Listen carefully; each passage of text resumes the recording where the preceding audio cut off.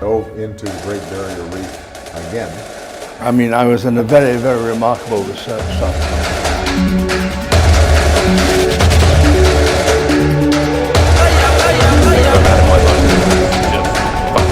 Awesome. It was just unbelievable. We need to get hundreds of these. We need to get an armada.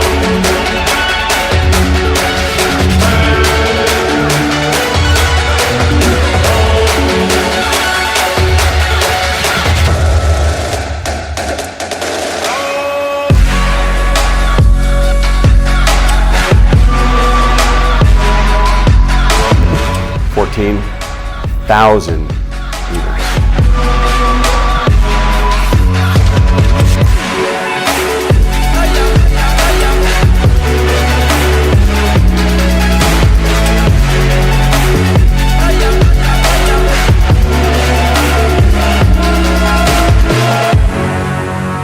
That has officially trumped anything I've done in my entire life, personal and professional.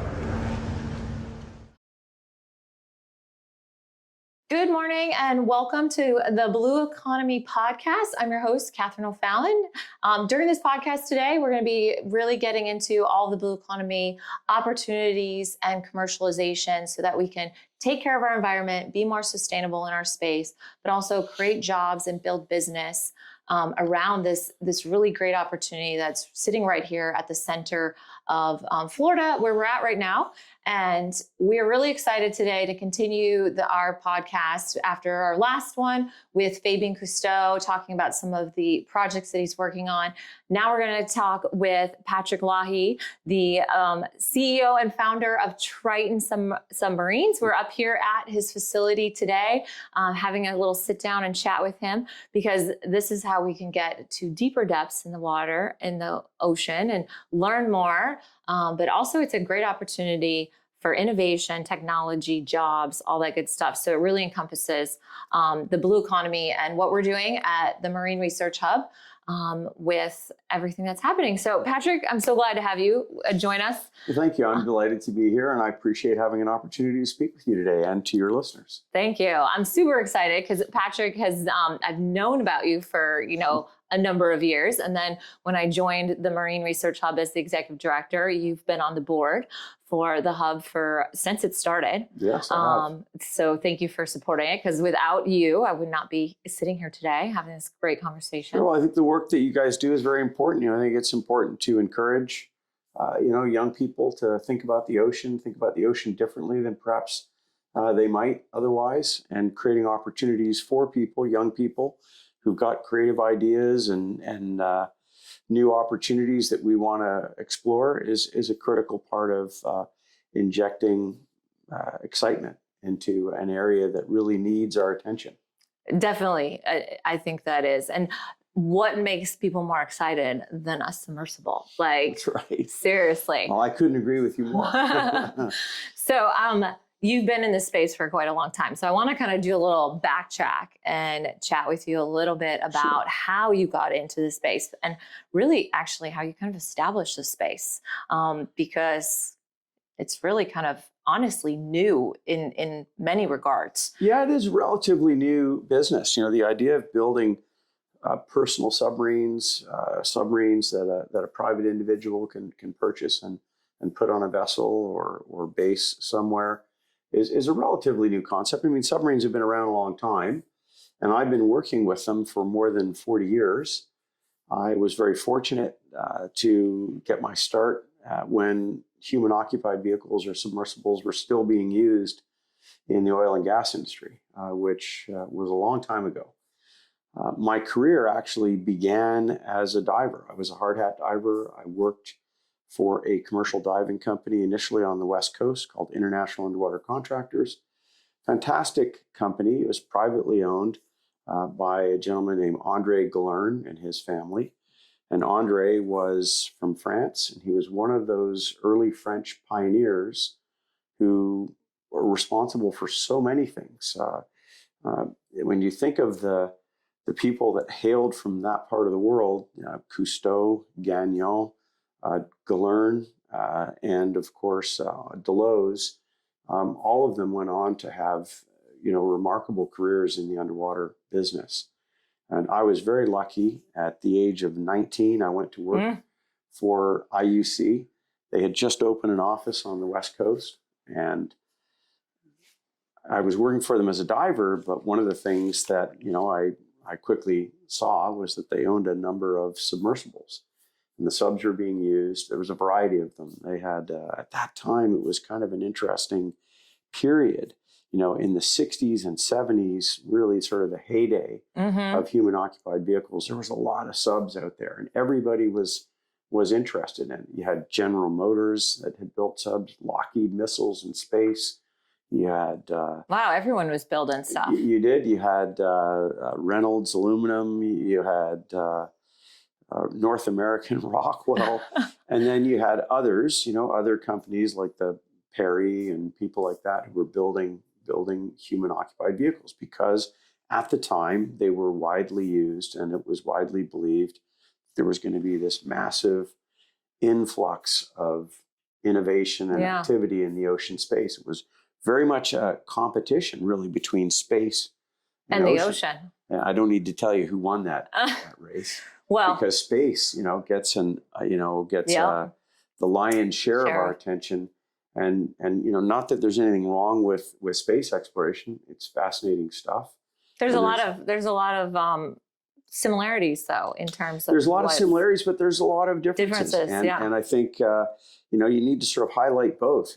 To me, the ocean is the most remarkable place on our planet, and frankly, we have a lot to learn from it. And we could be doing much more in the ocean space, which is why initiatives like the Marine Research Hub and things of that nature are so important. Because as a young person, I can easily point to the things that I was seeing, and reading and watching. Cousteau series, for example, where I was just captivated by the things I was seeing on television. I was given a book when I was 13 years old called Underwater Man, written by a guy named Dr. Joe McGinnis. I'm from Canada originally, and Joe McGinnis was like our Cousteau. He was this incredibly passionate, intelligent man who was doing all this pioneering work in the ocean space. I was given that book and I just devoured it, and it really changed the trajectory of my life. I can sort of point to that moment as when I took an interest in diving. So I was 13. I learned how to scuba dive. And then a few years later, much to my parents' chagrin, I told them I wanted to become a commercial diver. I went to a commercial diving school where I went through an air mixed gas and bell saturation diving course. And then, began my diving career in Santa Barbara, working for Andre at IUC. And that's where I was exposed to subs for the first time. And, they, to me, at the time, I had no idea the impact that introduction was going to have. But I vividly remember my very first dive in a sub. It was probably about 1983. So I was 22 years old, and I was diving off of a drilling rig in west coast of the United States, off of Point Conception. A ship, I think a rig called the Diamond M General, and we were on a blowout preventer. It was in this little one-person sub called a Mantis, which was like a sub that you wear. An atmospheric diving suit. You kind of slide into it. They close the hatch behind you, and away you go. And that dive, where I kind of got launched into this cobalt blue water, just changed my life. Once again, I made this dive down to about 1,400 feet, came right back up, climbed out, and then had lunch. And I thought, what an incredible way to explore the ocean. Effortless, comfortable, no decompression, no bottom time limits. I had already gone 4 times deeper than I had as a commercial diver in that, that 2-hour or 3-hour dive, whatever it was. And I was completely enraptured by the idea of subs. And from that day on, really, sort of 42 years later, I'm still consumed by subs and just how magical they are. The capacity that it gives to a person to climb into this machine and make a dive to these very deep, very hostile environments, but to be able to do it in absolute comfort and safety. And to be able to experience firsthand what it's like without any of the sort of limitations that you have as a diver. Because as a diver, of course, you have to think about decompression, bottom time limits, and all this sort of stuff. In a sub, it's really a very relaxing experience. You sit there like we are right now in a climate controlled environment. It's quiet, it's comfortable, air conditioned, have a conversation, and just explore. So to me, they're magnificent machines. I wish more people were given the opportunity to experience the ocean from the perspective of a sub, because I guarantee you if they did, it would change the way they look at the ocean, the way they think about the ocean, the way they feel about the ocean. Nothing is going to engender support and advocacy for the ocean, maybe more than diving in a human occupied vehicle. Well, that kind of is the opportunity here, is to share more of the story of the ocean and how it is, we need to learn more about it. There's so many resources that it can offer to us. And, when it comes to being sustainable, but there's a lot of unknowns at the depths of the ocean that could really be human beneficial for us, in terms of a lot of medical technology and things like that. And a sub is the best way to get down to some of the deepest parts, for sure. Yeah, absolutely. The thing is that there's lots of technologies that exist today to explore the ocean. So there's robotic vehicles, there's autonomous underwater vehicles, and they're wonderful technologies, but there's nothing quite like a physical human presence at the site. Our capacity to drink in information in real time is without equal. Doesn't matter how advanced the imaging system is or the computers are on board.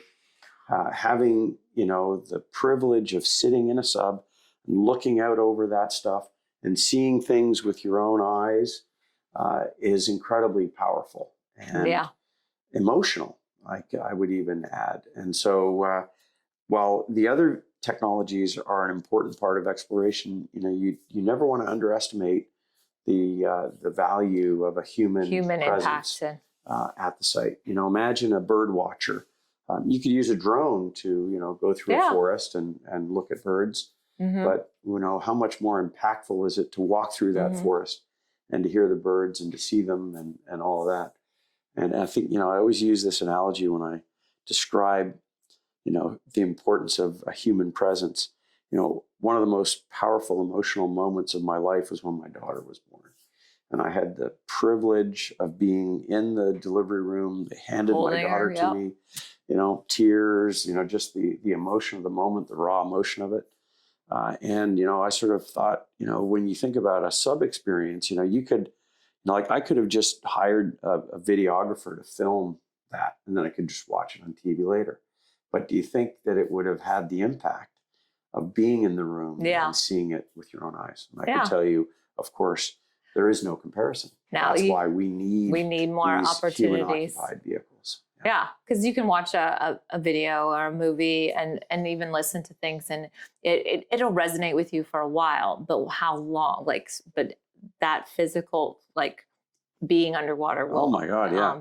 You can, like you said, you remember your first dive. That's right. I remember my first dive as well. And it just stays with you. I mean, I can remember every part of that. Yeah. That dive, the sort of bone white of the riser and the blowout preventer on the bottom, and this beautiful blue water. As I sort of made my way over and then down. Just so incredible.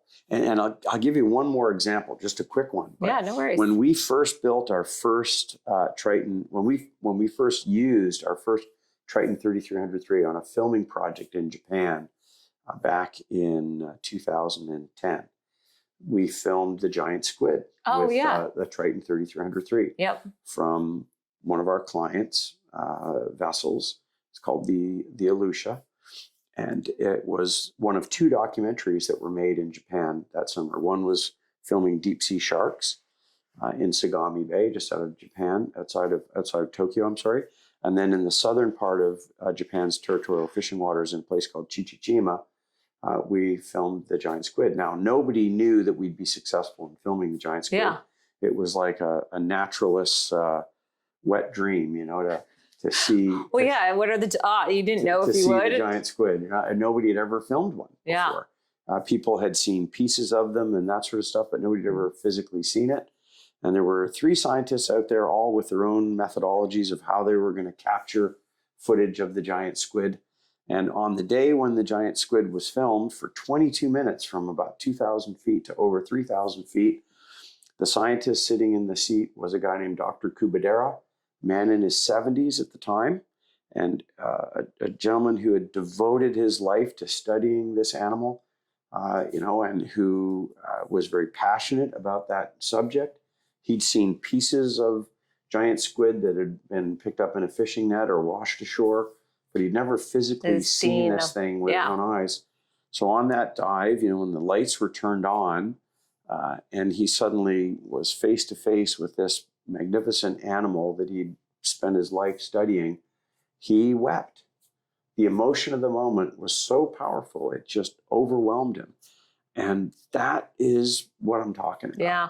You cannot duplicate that with any other technology. Yeah. Being physically there and seeing it will change your perspective forever. And that's why we need more of these things. Yeah. We need more people getting a chance to see what it's like to be underwater. There's tourist submarines out there that people can dive on. And, a lot of people are afraid of the ocean. Yes, unfortunately. And, yes. And, put your face down, put a mask on, put a snorkel on, anything like that that's going to let you see how beautiful it is.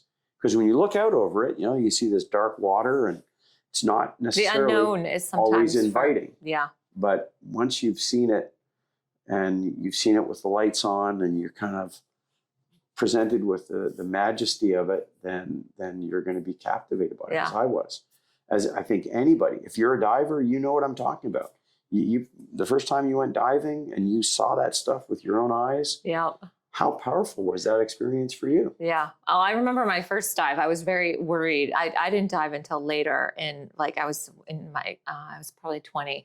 I was going to college to be a marine biologist. No and kidding. All I could think about. My daughter. My yeah. daughter's doing that at the University of Ulster. She's studying ocean policy. Oh, very good. At the University of Miami. That's great. Well, then we're definitely going to need to connect with her because we partner with the University of Miami on fantastic. stuff. And great organization. Yeah, for sure. We'll definitely have to, because that is a big part of the blue economy is understanding ocean policy, but understanding the marine, you gotta have very broad kind of understanding of marine science and biology and the ecosystem in order to implement policy. That's right. And in order to implement technology. But yeah, I remember I grew up in the Midwest, so Minnesota, landlocked, but I've swimming and all that stuff since I was a kid. But I remember my first dive, I was in Curacao, which is where I was doing an internship, and I was so worried that I wasn't going to like it, or I wasn't going to be able to clear my ears, or I was going to be uncomfortable, I was going to be claustrophobic. And I was like, I can't be a marine biologist without being a diver. But I fell in love with it. And as you would. It's like a completely, I think one of the things about being underwater as a diver is I feel like it's a different world when you're down. Like whatever is going on up at the surface, it's almost like it's just washes away when you're underwater and you're in this new environment. It's a good way to describe it. It absolutely does. And to be able to go deeper is always kind of, as a diver, that's one of those things that everybody wants to do. Is I want to go dive. I want to go deeper. Right. And for this me, allows that's what appealed to me. Exactly that. You want to go deeper. As a diver, I was always wanting to go deeper. I was always wanting to go see what was beyond what I could reach. Yep. It's one of the reasons I was interested in mixed gas and saturation diving, because we could do, deeper dives, longer duration, all that sort of stuff. But, you put a person in a sub, and then you remove all of those limitations. Barriers, You no longer have decompression challenges or bottom time limits or physical exertion limitations, right? As we get older and as we're challenged with physical limitations, not everybody can put all that heavy equipment on and go diving, or people find it intimidating. Yeah. So not everybody can clear their ears. Yeah. In a sub, you don't have any of those things. You're at one atmosphere. You never experience pressure changes other than pressure changes that are so small, you can measure them with a barometer, just millibars of pressure. In fact, taking off probably an even airplane, less than an airplane. Oh yeah. Well, in fact, a lot less. You go up in an airplane, and I think the pressure is typically somewhere around 5,000 or 8,000 feet that they maintain the cabin at. In a sub, the pressure might change 10 or 20 millibars, a fraction of what it changes when you go up in an aircraft. So it is really a sublime experience because it's effortless, it's comfortable, it's quiet. You don't have all the drama and all the stress that some people have when they're diving. Because you don't have to be fixated on, how much air do I have left and what are my bottom time limits, how much decompression do I have to do. Having said that, I love diving, and I'm certainly not knocking diving, because diving is what led me you to this. to all these wonderful things and being physically underwater. It's just another way to experience the underwater world. Well, it allows you to go so much deeper and to go to places that you simply couldn't go as a diver. The simple fact is, our bodies and our biology limits us significantly. The ocean is a vast place. Average depth of the ocean is 4,000 meters, 13,000 feet. You're not going down there as a diver. Yeah. And so one of the things that is necessary is, to be able to build a machine that you can put human beings in that will allow them to safely explore these more remote parts of our ocean, which are the areas that we've least explored, not surprisingly, because they're the most challenging ones for us to visit. So let's talk a little bit about some of that technology that's in some of these amazing submersibles that you have. And I know you've gone to your submersibles have gone to some of the deepest depths. You want to to the very deepest depths. Yeah. Very bottom of the ocean, 7 miles underwater, 36,000 feet. Can't go any deeper than that. And I think that's a great testament to what's possible and what you can achieve. Yeah. The majority of the subs that we build feature these transparent pressure boundaries. Yeah. Which are wonderful because you can see. It makes the experience immersive. Yeah. It's like, imagine if you were diving and you had a clear acrylic bubble over your head. How much better you could see. When you wear a mask, you can see in front of you, but your peripheral vision is definitely affected by the limitations of that fixture that's on your face. In a sub like that, and most of the subs that we design, engineer, and build, you're in this completely transparent acrylic pressure boundary. And acrylic's a wonderful material, in addition to it being strong and malleable, so you can shape it into these perfect spheres, which have the strength to resist the external pressure. It's also transparent, so you can see through it. It's a great insulator. But here's another interesting quality. Acrylic has the same refractive index as water. So when you're inside of a sub with an acrylic hull, and that sub goes underwater, submerges, it's like the acrylic that you're protected by disappears, it vanishes. It feels like there's no barrier. That's right. It feels like there's nothing there. Like you could reach out and touch the animals that are there. They could swim into the cabin. And so the impact of that is powerful. I can tell you that when you first submerge in a Triton sub, with an acrylic pressure boundary, you see people inevitably sort of do this. They back up because they suddenly feel vulnerable. Yeah. Well, of course, you're not vulnerable. In most of our subs, you're behind 6, 8, 10, 12 inches of acrylic. So you're protected. But the illusion is that there's nothing there. Yeah. And that is a powerful illusion because you feel like you're immersed in that environment. You're not just in it, but you're in it with them. Like they're right there with you. Like the fish is swimming at you, and you feel like it's going to come right through the glass, but it's not. Yeah. And at first it can be a little disarming, a little alarming. But ultimately, when you get comfortable with the idea, it's just profoundly powerful, impactful. Just incredible to look around and just feel like there's nothing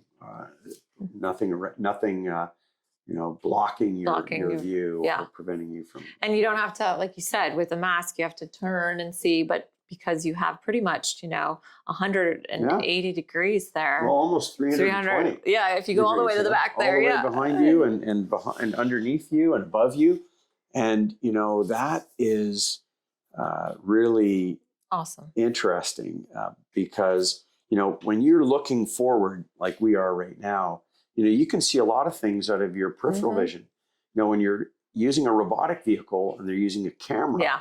even a camera with a wide angle lens, there's things happening over here that the camera is not going to see. When you're sitting in a sub, you see them. Your peripheral vision. So you turn and suddenly you're capable of seeing things that a typical imaging system would never see, that would miss. You know, our brains, our senses, our, we always talk about the human mind, the human computer. We're the most advanced computer that's out there. Never mind about AI and all that sort of stuff. And so, we have to continue to prioritize a human presence in the deep ocean. Yeah. But it's important that human presence is in machines that are properly designed. And safe and engineered. And let's continue to talk a little bit about not only the technology, but the people, the skills in this space as well. Yeah. And some of the training that might go into your staff and pilots and things like that to, maintain the equipment and build it, but also to operate it safely as well. So can you touch on like some of those jobs? So at Triton, we employ a whole range of people with a wide variety of skills. And so that includes, there's about 50 people in total, almost, I think, 15 or 17 people in Spain and about roughly 40 or 30, 35 here in Florida. And so we have mechanical engineers, we have electrical engineers, we have naval architects, we have electronics engineers, software engineers, because like everything today, it's advancing. The technology that we incorporate into a sub today is vastly different from the subs that I began operating in the early 1980s, which were primitive by comparison to what we can do today. I mean, we have so many examples of technologies that have advanced, whether it's a battery technology, a lighting system, a navigation system, a communication system, you name it, just like the cell phone that you have in your hand every day. The technologies that we use in our subs have dramatically enhanced the utility of the subs that we build. So, even if you're inside of a structure that protects you, that might not be that different from one you built a few years ago, even that's changed because our ability to form materials, advances in materials technology and so on have improved. But all the other things, whether it's a camera system, like I said, or a sonar system, a lighting system, all those things are now smaller, more powerful, more effective at what they are being asked to do. And believe it or not, they're also a lot more affordable. And so, a great example is like you just take something as innocuous as a light. You see that light or the lights that you see sort of scattered around our vehicles. In the early vehicles, the lights that we were using used huge amounts of energy and they were very inefficient. A lot of that light, a lot of the energy that was being given to them through the batteries was being used in the form of heat.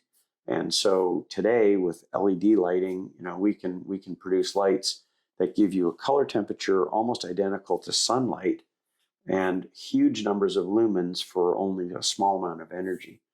For example, like the majority of the lights on our subs produce something like 20,000 lumens at 6,000 degrees Kelvin. And so it's a color temperature very close to sunlight. They can be used at depths as great as 20,000 feet, 50,000 hour life expectancy. I mean, that's a transformative technology. Yeah. You put all the lights on in the sub and you're drawing just a few amps.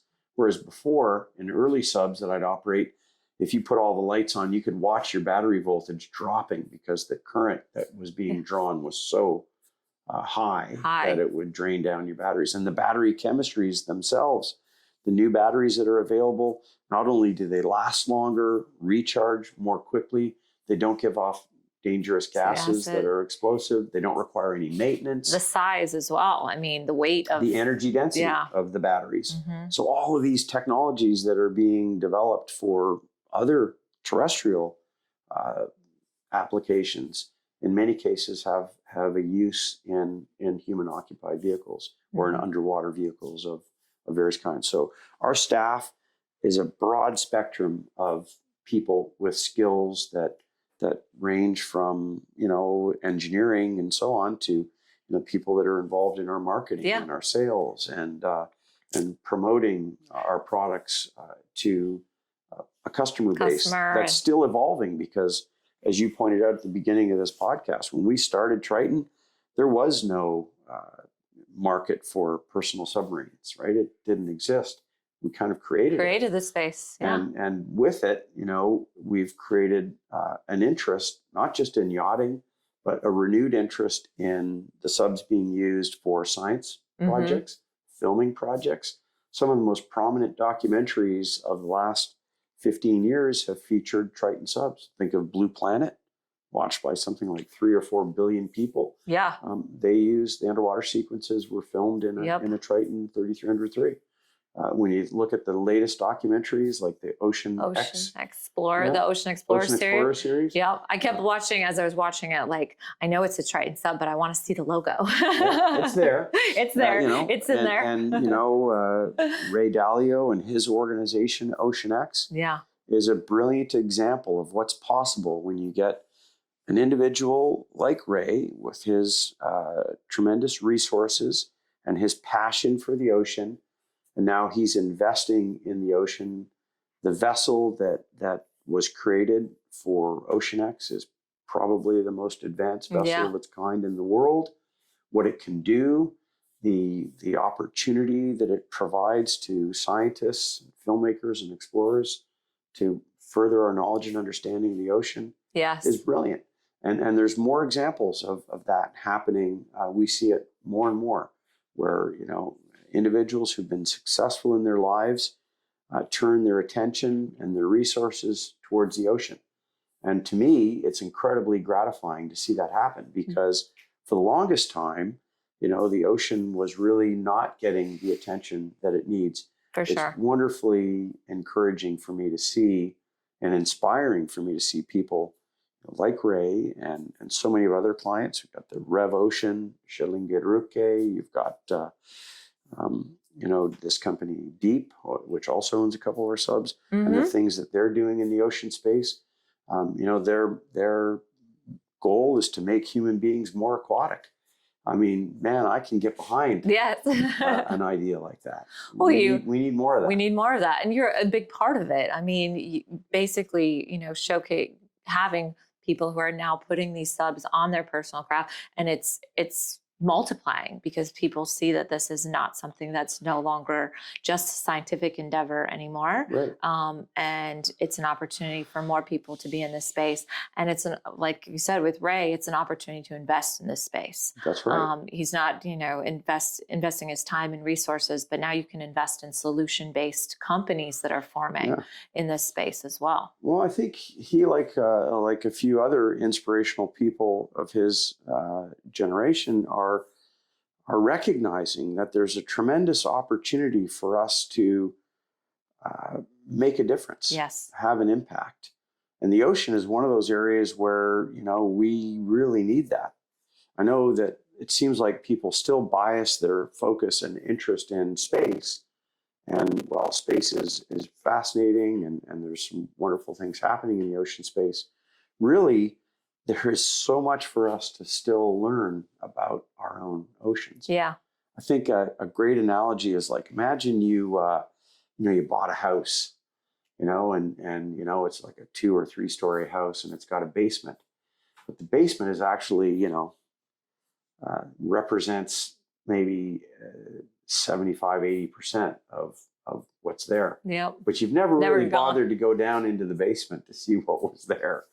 I mean, we have the capacity now to do that. And I think we really do need to turn our attention to what's in the basement. I think what you're doing now is turning the attention more and more, and the opportunity to bring more people into the space, and what OceanX is doing. Hopefully, maybe we'll have to get Ray on a podcast to share about OceanX. Yeah, well, certainly, you're not going to find anybody that's a greater advocate, more passionate, more ardent supporter of ocean science and exploration than Ray. And, he bought his first Triton sub in 2010 and bought a second one from us, I think, in around 2018 or 2019. And those subs are used a lot. I mean, they're doing a lot of diving and they're very advanced. They've put all the latest scientific tools and equipment on them, the latest imaging systems. When you look at them, it looks like a backhoe. It's all kitted out with all the latest gear, the latest comm systems. I don't know if you knew this or not, but they did a live broadcast from the Maldives to Davos, Switzerland. So, I think I did hear about that. incredible. Yes. So here's Ray with a group of world leaders, in Davos, talking at the World Economic Forum, and they're talking to the scientists who are thousands of feet underwater in the Maldives. That to me is an example of how far we've come. We couldn't even have conceived of something like that 5 or 10 years ago. No. But the fact that we can do it now, and we can do it with kind of relative ease. I mean, there is really special equipment that's needed to accomplish it. But imagine how powerful it is for the people sitting there to have a conversation with someone that's in a sub, thousands of feet underwater, involved in a collection or a scientific experiment of some kind. Imagine if you amplify that, you start to do that in classrooms around the world. You're going to get another generation of people who feel about the ocean like I do, like you do. Yeah. And like so many people my age who, and I know you're much younger than me, that grew up watching things like Cousteau because it inspired us. Yeah. I think it's not coincidental that so many people, that are my age are fascinated by the ocean. And I think a lot of it has to do with those sort of wonderful documentaries. And we need to see more of that. I know that's one of the missions of OceanX, for example, is to create more content, ocean content, and to distribute it to people around the world. And I, you get filmmakers like Jim Cameron, and things that he's done in the ocean space. And he works closely with OceanX and with us, with us here at Triton. In fact, we're working on a project now.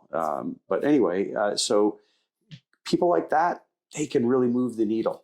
For sure. Because they mix it up with people at a different level in the food chain than I do.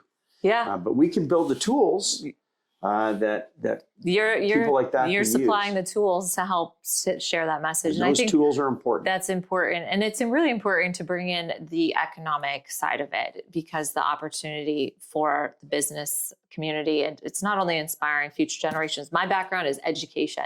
So I will always be an ardent supporter of, education and being able to bring things that are happening in the ocean back into the classroom to inspire the future generations. But we also need the investment to happen now so that we can get those future generations to see that these are jobs that are available in this space. Right. They can be the ones who are working on building these next generation of subs. They can be the ones who are telling the story of it. They can be the ones who are building solutions to take care of our waters and our infrastructure. But we need these tools to continue to inspire. And I love bringing young people into the facility, letting them see these wonderful machines, because if you want to see kids kind of light up, they see one of these things, they immediately get it. Oh, this is like a spaceship that goes underwater. Yeah, it's super cool. And they are not only cool, but they're beautiful and they're magnificent. And, I just wish we could get more people in there.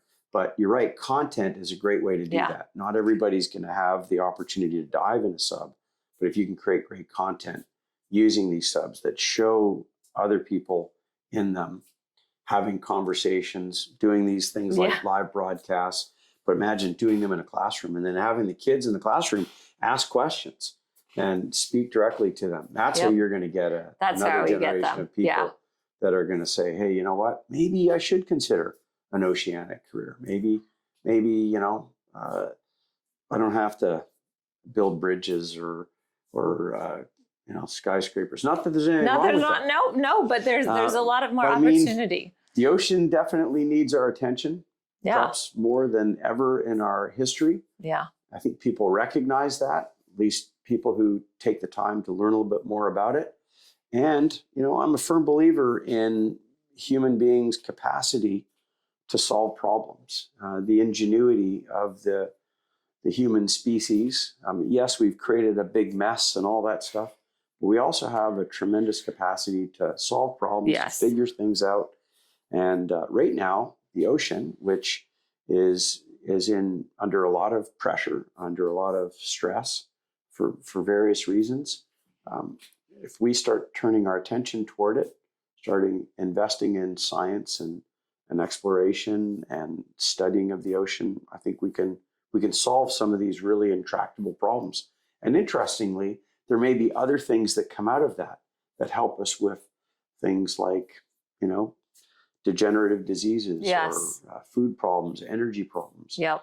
There's all kinds of brilliantly remarkable animals that live in the ocean That have been living there for a really long studied. time that we haven't And they studied. discover things every once in a while that surprise us. I think Harbor Branch discovered one of the most successful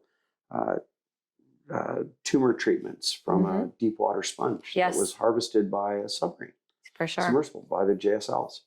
I think I was reading a thing about scripts and something they had pulled out of a microbe or something from the deep sea. And you have to forgive me, I'm not a scientist.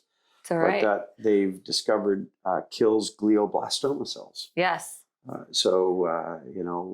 certainly no authority on the scientific applications of these things. Like I said, we're just the people that build the tools To bring for them people like back. scientists and filmmakers and explorers to use them. But the things that we have still to learn in the ocean are vast. Yes. And that's because the area that Is needs vast. to be explored is equally vast. Well, I love everything you're talking about, because as a scientist and as an educator, being able to share this and inspire future generations. I mean, I brought some of my students, one of the first boat shows that I brought my student, we've been bringing, when I was formerly in education, I was at New River Middle School. Okay. And we'd bring the students to the boat show. And I'll never forget some of the excitement of them being able to, I stood next to a submarine. That's it. I stood next to this. Spaceship. I got to see it. And it is for a lot of Interspaceship, students. Yeah. That's what it is. And it does inspire them, but they don't know what they don't know. Yeah. So we really have to create that exposure. It's all about exposing people. Well, it's to curriculum, right? the We need to change the opportunities. curriculum and have the ocean become part of what people are reading about and studying in school. Yeah. Because a lot of people don't like you. I grew up in a place that was far away from the ocean. How I ended up in the ocean is a long story, and I'll spare you the details. We'll have to do that on the next podcast, maybe. But I can tell you, when I saw the ocean, I was captivated immediately, and have been ever since. And that love affair continues to this day. Yeah. We're lucky we live in Florida, so we get to see the ocean. And some of us are lucky enough to swim in it and dive in it and then really appreciate how magnificent it is. Unfortunately, vast majority of the people in the country don't get that. Yeah. So all you can do is rely on content. Yeah. And then, occasionally you'll get people We'll get more from the Midwest or from Canada that end up, with ocean careers. Why? Because it captivated us. And it's a passion, I think, for a lot of people in this space. And the more people we can expose to that, they're going to become passionate about it as well. Yeah. I want to talk, you talked about some of the projects that you've been working on and done. I want to think back. I mean, you've done a lot of amazing projects. Think back to some of the ones that you feel were the most memorable or the most impactful for you. Well, there have been so many, and I have been very fortunate. Like I say, working in this business for 42 years and with Triton 18 years. Certainly one of the things would have to be, that white sub that you see right there, which we call the Triton 36,002. We began that project when we first met the customer in 2015. Okay. We did an initial design and engineering study. A year later, we presented him with preliminary findings and a budget. And then he underwrote the build of what became one of the most extraordinary submersibles ever created. The first ever sub that can go to any depth in the ocean. And that's certified and accredited. Yeah. And that sub continues that legacy today, although it's no longer in the hands of the customer we built it for because it was sold to an onward buyer. But the new organization, Inkfish, and the things they're doing with it, equally inspiring, massively important to humanity, and largely because they're exploring that portion of the ocean that we've spent almost no time exploring. Yeah. So if you think of the ocean, I said earlier, 4,000 meters average depth. If you get to 6,000 meters or 20,000 feet, you can virtually visit 98% of the ocean. And if you look at all of the really deep diving subs that exist in the world, most of them are rated to 6,000 meters, 6,500 meters, maybe 7,000 meters. And that's because they know statistically that they can visit 98% of the seafloor. People figured, oh, that's good enough. Yeah. Who cares about that last 2%? 2%. 2%, that's nothing. Well, just to give you an idea of how significant that 2% of the ocean is, it's an area the size of the continental United States. So imagine if you have a world, but you're not going to explore one area that's as big as the US, the entire continental United States. That would seem like a pretty big thing to kind of just step over. Yeah. When you think it takes you 5 hours to fly across the United States at 600 miles an hour. So it's a vast area. Yeah. And it's a fascinating area because the animals that live in the deep ocean and the things that are happening in these deep hadal trenches are phenomenal. Part of what the Earth is all about, how it was what created. Shaped us and created us. So the opportunity of building a sub that could make daily dives to the deepest and most remote places in our ocean was certainly one of the most powerful, professional moments of my life. And do you, as you've been to the deepest parts? I mean, I know you test most of your. We do. We test we everything. test all of them, and we've that sub I think has made 20 dives to full ocean depth, which is around 35,865 feet. So around 10,932 meters, and I've had the privilege of making that dive 5 times. I think Victor, the gentleman who we built the sub for, has made that dive, if I'm not mistaken, 10 or maybe 15 times. And Victor is Victor Vescovo, who has gone to all the deepest depths points in each of the 5 oceans. And then all the highest points as well. That's right. So when we met him, he had completed what's called the Explorer's Grand Slam. He's dived to the deepest point. He's summited the tallest peak on each of the 7 continents. Yep. And he's skied to the North and South Pole. That's called the Explorer's Grand Slam. Okay. And so he said, oh, well, what am I going to do next? So he called us up and said, could you build me a sub that would allow me to dive to the deepest point in each of the 5 oceans? And so we were given the opportunity to create that machine and to train him how to operate it, and then to go out and prosecute this extraordinary and audacious mission called the 5 Deeps Expedition. In 2019, history was made when explorer Victor Vescovo became the first person in history to dive to the deepest point in all 5 of Earth's oceans. The Submersible, along with the DSSV pressure drop, its tenders, scientific landers, and world-class mapping sonar make up the Hadal Exploration System. This system has proven its capability of exploring, mapping, and diving to any depth in any of the world's oceans. The project was commissioned to be engineered and built by Triton Submarines. After a lengthy engineering process, the construction of Limiting Factor began with the forging of its pressure hull from titanium. Once the 2 halves of the sphere were forged, an extensive machining process then brought these halves down to near perfect sphericity, where they would then be joined and sent to Russia for pressure testing that would simulate full ocean depth plus 20%. Next, the sphere and thousands of other components from vendors across the planet would be combined and assembled into the Limiting Factor Submersible. The pressure drop was selected as the perfect counterpart and platform to support and transport this submersible around the world. After a multi-million-dollar refit to this vessel, the Hadal Exploration System was complete and ready to begin its historical mission. It would then go on to dive the deepest point in all of Earth's oceans, proving itself as the world's only certified unlimited depth submersible. With nearly a dozen dives to the deepest point in Earth's ocean at Challenger Deep, this once nearly impossible endeavor has become nearly routine. The Hadal Exploration System made history and broke countless records along the way. With this technology, the future of deep ocean exploration has truly changed forever.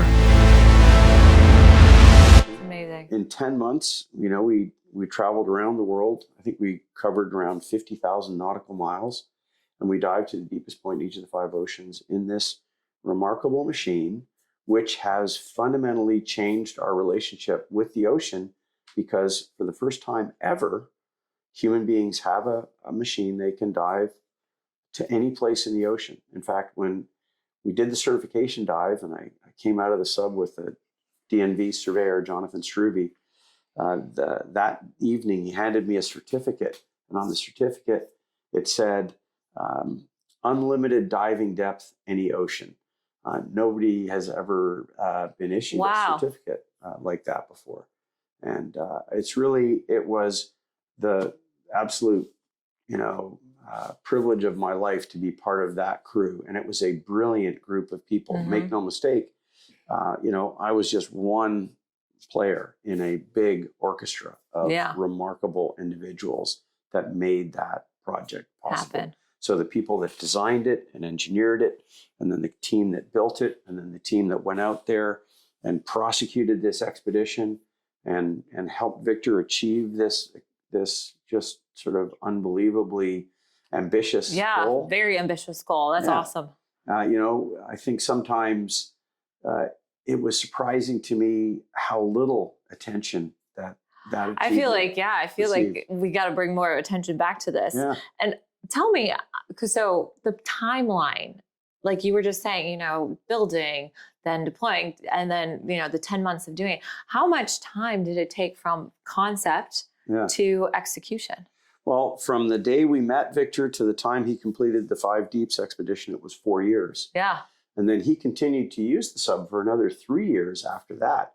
And he prosecuted 2 more Ring of Fire expeditions and a bunch of deep exploration wrecks. He set all kinds of records, and all of it because it was the first time that anybody had built a machine like that. Now, that to me is great on one level because we had the opportunity to do that. But it's kind of crazy when you think about it, that in 2025, nobody had ever visited. No one had ever visited all of those places. And so my hope is that it will lead to more. Yeah. And, the new group that has the sub, they're continuing that legacy of exploration and scientific research that Victor began with Caledon Oceanic. And I'm sure they're gonna rack up an equally fascinating number of achievements. I mean, when you look at the pictures that have been collected, the samples that have been taken, the areas that have been mapped, right? These areas of the ocean, when we began the mission, here's the funny thing: nobody actually knew where the deepest points in each of the 5 oceans were. Yeah, because you had never. You had a rough idea. You had a rough idea, but the bathymetry was so poor and so primitive. In many cases, from soundings that were done, hundreds of years ago or whatever, or it's from satellite imagery, which is incredibly crude. Well, you get that far down. Space telescope, with blinders on, it's just not very discriminating. So we had to go over these areas with a multi-beam and actually create the mapping before we could actually identify the spots that he would then dive in. And that gift of all of that mapping, over 1,000 square kilometers of deep ocean mapping, was gifted to the JEBCO database and made available to the scientific community around the world to hopefully open the door to that basement and put a little light on and let people see what's down there. Yeah. And they've continued that mapping program, and that is a critically important part. Knowing what's there, first and foremost, and then having the opportunity to go and explore it. Yeah. Data is such an important part that people don't realize is so crucial in making decisions and how we're going to, learn more and manage and policy. Like we mentioned earlier, we have to have the information before we can make the decision. So you got to have the data before we can, move forward with any of that other opportunity. Yeah, there's all kinds of technical challenges associated with working in the deep ocean, not just the fact that it's high pressure, it's dark, it's cold. It's rough on the surface. Getting equipment in and out is problematic. Yeah. But other challenges like, radio frequencies attenuate in the ocean. You can't, transmit a radio signal, radio frequency, vast distances. You have to use acoustic communications. It's bandwidth limited. There's all kinds of things, technical challenges that we have to solve. This is where brilliant young engineers coming in might have an insight, an idea, a creative solution that hadn't occurred to people before. And I see this happening now. Yeah. And we have a brilliant group of young engineers here that they come out of school. They've got great ideas. I always, sort of jokingly say unencumbered by experience. Yeah. And it sounds like a backhanded compliment, but it's true. Yeah. Sometimes coming in with a fresh perspective is how you can solve an intractable problem. If you're one of those people that says, oh no, we always do it this way, then you're never going to make any progress. You got to be willing to say, hey, you know what, maybe I'm wrong. Yeah. Maybe my way of doing it, which is the way I was taught or taught by someone else, isn't necessarily the best way. And being open-minded and having a willingness to, all these young people come through school and these brilliant new ideas, it's a blending of that with experience that results in the real magic. Well, I think that's an important piece because experience is very valuable. You need that. But you need someone who's kind of willing to push the limits a little bit and think outside the box. I always used to tell. Challenge conventional thinking, come up with brilliant new ideas, but temper those ideas with experience, practical, real world engineering. And then you can create something that's really special. Well, because I think that's we don't just want to build something that can do something extraordinary. We want to build something that can do something that's extraordinary, that's safe, that's reliable, that's simple and effective. And that requires really good engineers and people at all levels, whether it's a technician on the floor that's putting something together, or that's because we have lots of brilliant assembly technicians, the people that actually put these things together. And sometimes their insights will help an engineer create a better engineering solution, because something that they might have thought of on a computer, they think is brilliant, but when you put it in, it doesn't always work out the way it's. And it's not going to work for these reasons. And then you get that feedback loop is what creates fantastic design and engineering solutions. So before we kind of wrap up here, because I know we could talk so much longer. I feel like this time has gone by so quick. I know I have long-winded answers. I know I love. I hope I put everybody to sleep.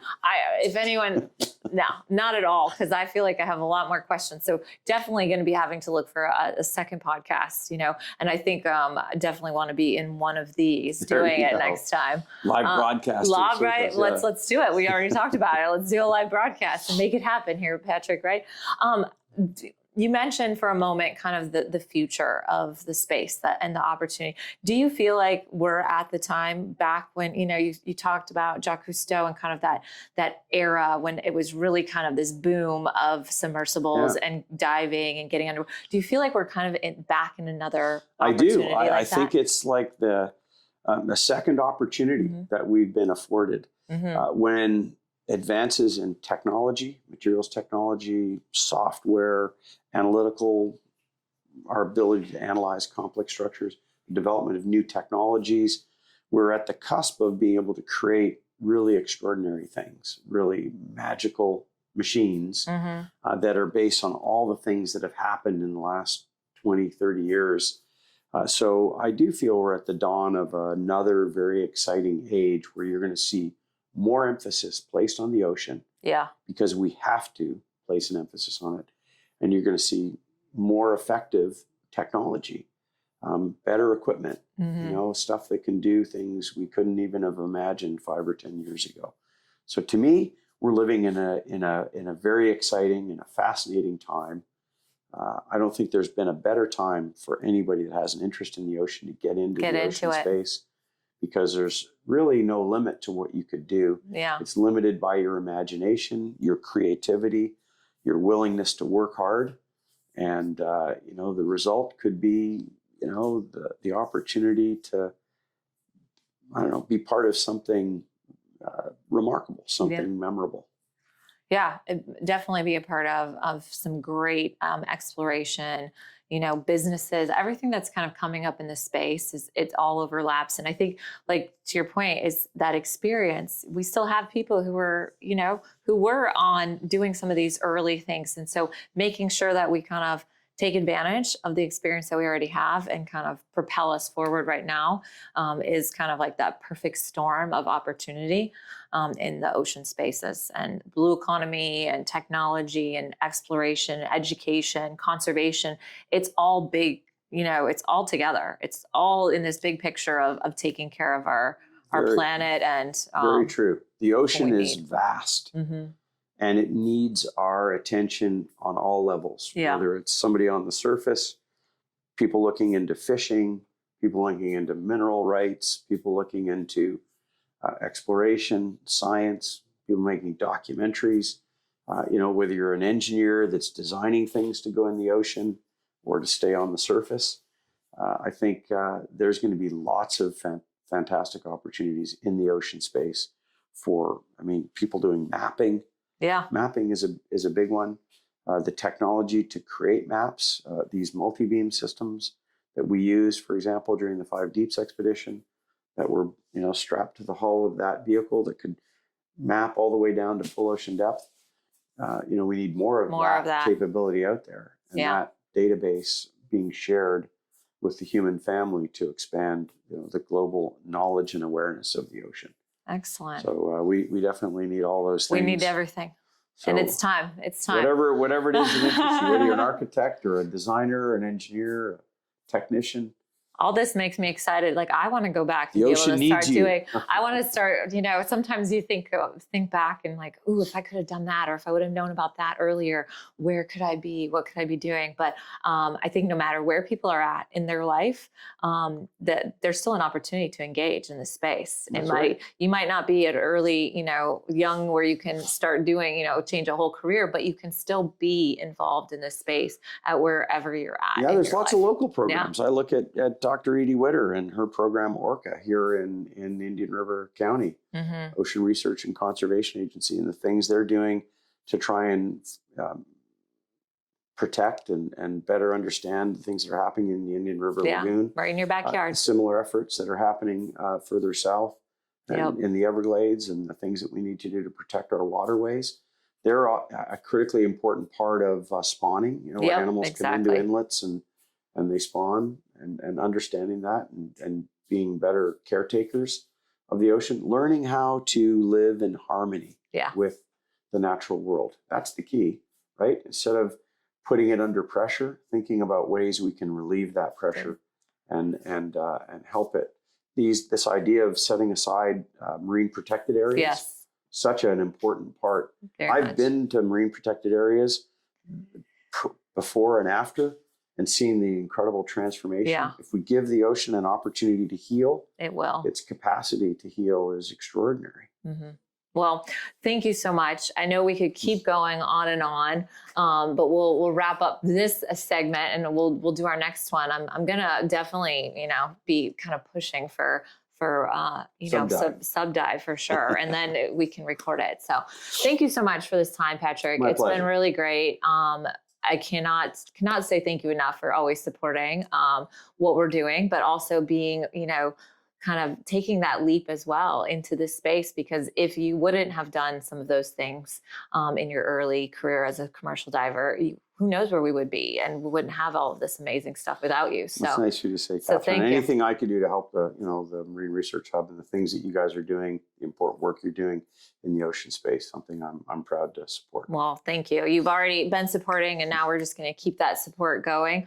And thank you, everyone who's joined us for the Blue Economy podcast. This is our 2nd episode, so we look forward to you joining us for future ones. Thank you, Patrick. I really appreciate it. This was amazing.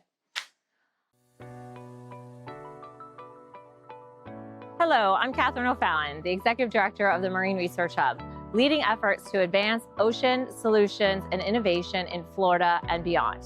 By 2030, the global ocean economy is projected to reach $3 trillion and 40 million jobs. And Florida, surrounded by water, is uniquely positioned to lead the way with marine solutions with a global impact. At the Marine Research Hub, we connect stakeholders, elevate oceanographic research, and commercialize marketable solutions that drive investment opportunities, create sustainable jobs, and ultimately protect our marine and coastal environments.